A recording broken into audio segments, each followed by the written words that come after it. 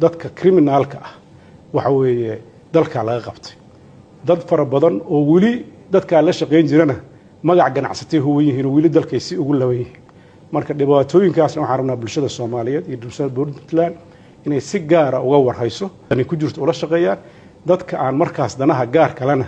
inay dawladdu ay si dhow ay ugu fiirsato si dalkan dad yar oo kooban aysan u dimin haddaan deynayno dadka inay say rabaan ka yeelaan waxa weeye dalkan horumar badan ma gaareen waad ogtihiin oo dadka criminalka ah waxa weeye dalka laga qabtay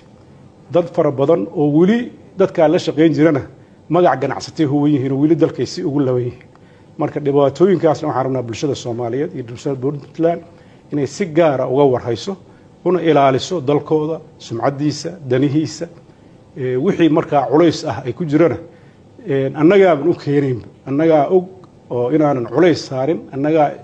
mar walba ka shaqeynaa sidoo ganacsigu u horumari lahaa